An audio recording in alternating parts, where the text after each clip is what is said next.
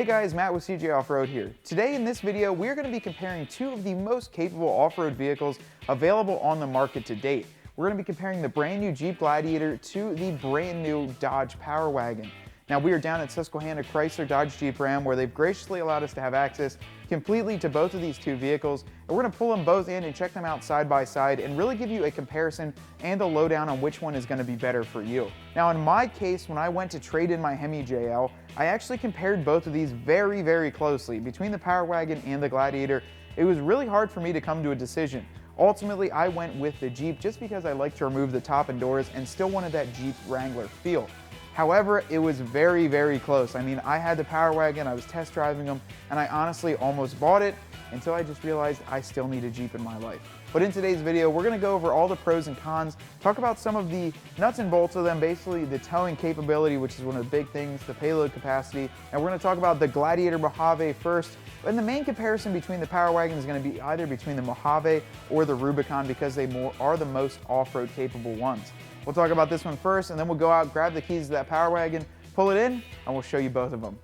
All right guys, well first off with the Gladiator, let's start with what's under the hood of this one. Now we have the Mojave edition here with us today, but all Gladiators are available with either the 3.6 liter V6 or the 3.0 liter turbo diesel. Now with the 3.6, you're going to get just under 300 horsepower and just a tad over 300 foot-pounds of torque. And with the diesel, you're obviously going to get over 400 foot-pounds of torque, but just shy of 300 horsepower with that one. So obviously the engines are going to be a little smaller, but since this is a mid-sized truck, it will power this vehicle perfectly fine. Now with that being said, these can also be backed with either a 6-speed manual transmission or an 8-speed automatic, and that's going to determine the towing and payload of them just based on the engine configuration with the towing package and a couple other things. Now we're going to work our way back, and once we get to the bed, we'll talk about the towing and the payload of this truck, but next we're going to talk about the interior and some of the creature comforts that this Jeep Gladiator has to offer.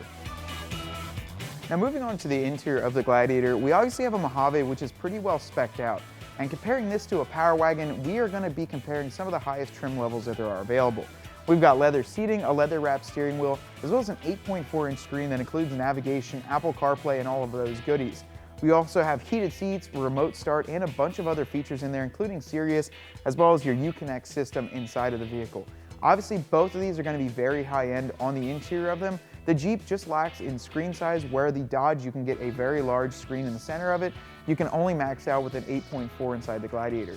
As far as interior space, you do have a little bit less into this Gladiator, but you have to look at exact specifications on those depending on which truck you get and which Gladiator you choose.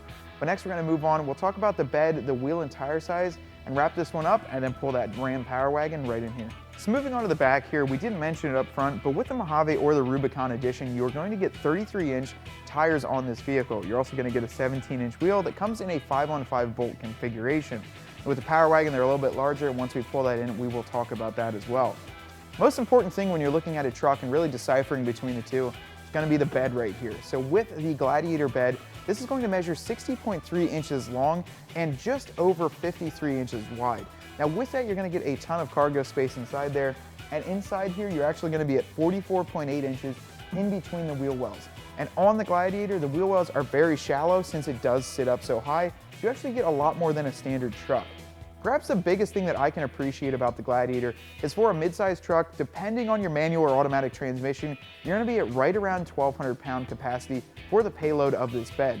Now payload is how much stuff you can throw in here. It can be up to 1,200 pounds or at 1,160 depending on your transmission choices. The biggest thing on any truck, anyone will tell you this, is what can it tow? And that really depends on what you're going to be using this truck for. If you plan on towing a lot, and towing more frequently, maybe for your job, you're a contractor, honestly, both of these are probably not going to be that good of a choice for you. You want maybe a Ram 3500 that has a diesel in it that you can really get that towing capacity up.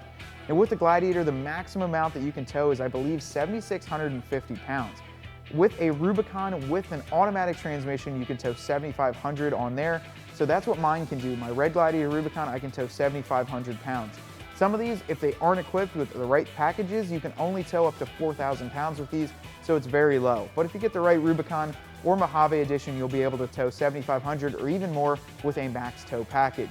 Now with all that being said, I think it's time we pull the Power Wagon in here. We haven't really checked too many of these out on the channel, so it'll be great for us to just do a once over and talk about some of the comparison. Well guys, here you have it, the 2021 Ram 2500 Power Wagon. We've got ours here in a beautiful anvil color. This is actually the 75th anniversary of this truck, so we've got a ton of features on here, including a custom interior, as well as a bunch of other features that you can only get on the 75th anniversary. And we're gonna start, same thing that we just did with that Gladiator, and move front to back. But honestly, this is the first time I've seen the 75th anniversary in this color. This is an absolutely beautiful truck, so huge kudos to Mopar and huge kudos to Dodge for building something like this. But let's start up front. We'll check out what's under the hood, what's on that front bumper, because there are some surprises in the Power Wagon, and then we'll work our way back the exact same way we did with the Gladiator. Well guys, we're up here on the front, and obviously this Ram looks a heck of a lot different than the Gladiator. This is a true truck. You know, the Gladiator has the front end of the Wrangler, but as you can see, this one has the nice vertical slots, a completely blacked out front grille with the gorgeous Ram lettering up front. And then the coolest thing that I love with these Power Wagons is that you get a built-in 12,000 pound winch. Now it's not just any winch, this is a worn 12,000 pound winch with synthetic line, as well as an easy port right here for you to simply plug in the controller. And then even the free spool mechanism is just a finger's tip away right in there for you to easily turn and get yourself out of a bad situation. The nice thing too is that all of the Power Wagons come with this, no matter if you get the 75th anniversary or not, and they all have a nice steel front bumper, so that is really cool as well. We also got LED headlights in this edition, and then we do have front parking sensors, which the Gladiator doesn't have those, and they're not available, so this is pretty neat to have that. Pulling in a massive truck like this, especially into this photo booth, definitely nice to have those so we didn't hit the other side of the wall. But we'll hop up and we'll look at the engine that comes standard in all of the Power Wagons. Now with the Ram Power Wagon, unfortunately you can only get one engine option here, and that is the 6.4 liter Hemi. And what that produces is 410 horsepower and 429 foot-pounds of torque, which is pretty good numbers. However, I would be extremely happy, and I'm sure most people on the market would be, if they would drop a 6.7 liter Cummins into this. I think that would absolutely transform this truck to make it a complete off-roading monster, just because you do have a gas engine here with such a large truck. However, it's really awesome that you do have those horsepower and torque numbers. Just note that this is the only engine you can get.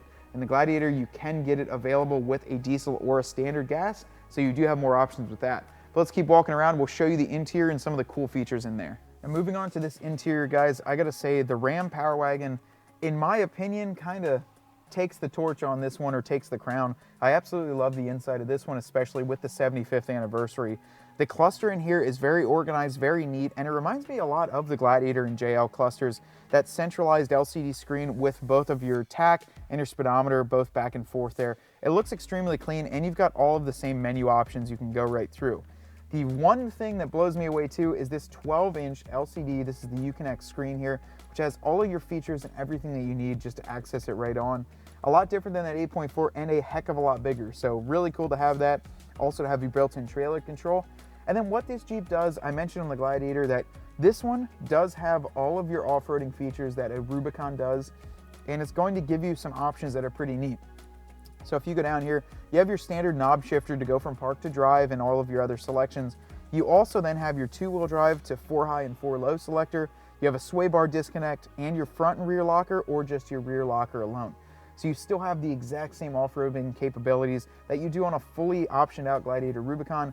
Plus you have a full-size truck on the inside. So this thing is a heck of a lot bigger. It's got a sunroof and this gorgeous dark brown leather mixed with a two-tone black. It's very, very nice on the inside here. And I'd probably give it to this one to have more creature comforts on the inside, but the downfall is that you can't remove these doors and you definitely can't remove that roof. So that being said, we'll move on to the bed, the most important part, and talk about some options there. So moving on to the back, just like we did with the Gladiator, you can see that we do have some larger wheels and tires on here, but surprisingly, these are the same size tires that actually come on the Gladiator, Rubicon, and Mojave stock. It's a 285/70/17, but these do come in a beadlock capable wheel with an 8-lug configuration, so definitely much more beefy. And obviously, just looking at this wheel well, I think you'd easily be able to fit 35s on here with no problem and no lift kit at all.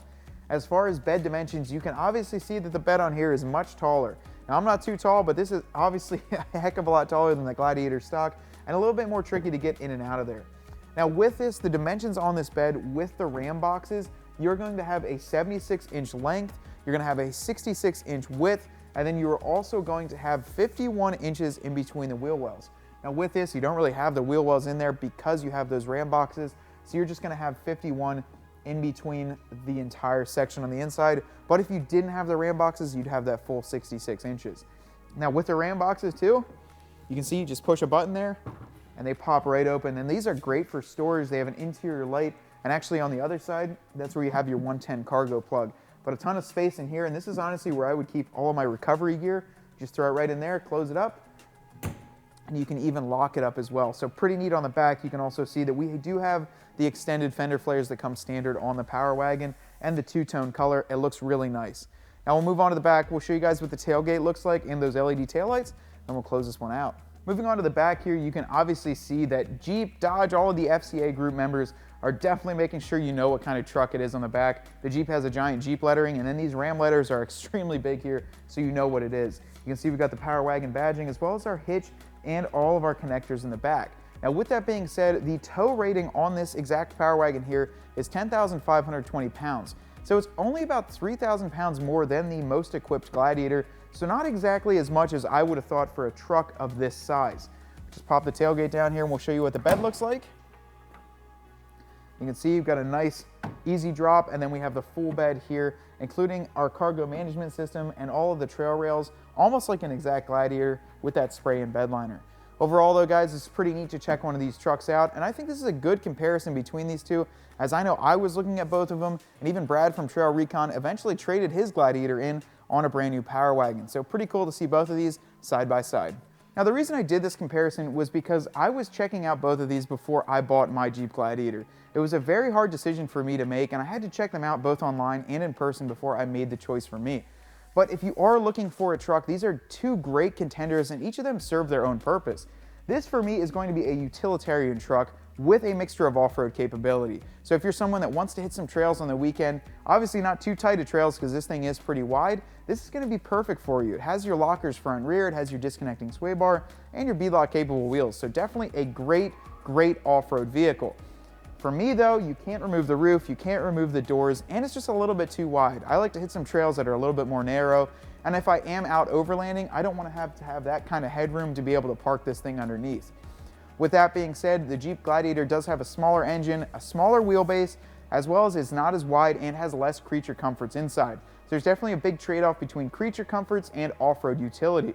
With the towing capacity, they're very similar, but this thing is going to win, as well as the horsepower and torque ratings on this vehicle here. If you guys want to see any other comparisons between different vehicles in our fleets or different vehicles that we have access to here at Susquehanna, Chrysler, Dodge, Jeep, Ram, definitely drop a comment below. We'd love to come down here. We love coming down here and checking out all these cool vehicles and being able to show you guys the main differences. Now, if you like this one, definitely hit that thumbs up button and hit the subscribe button to our channel. Until next time, I hope you guys are staying safe, staying home, and I'll see you out on the trail.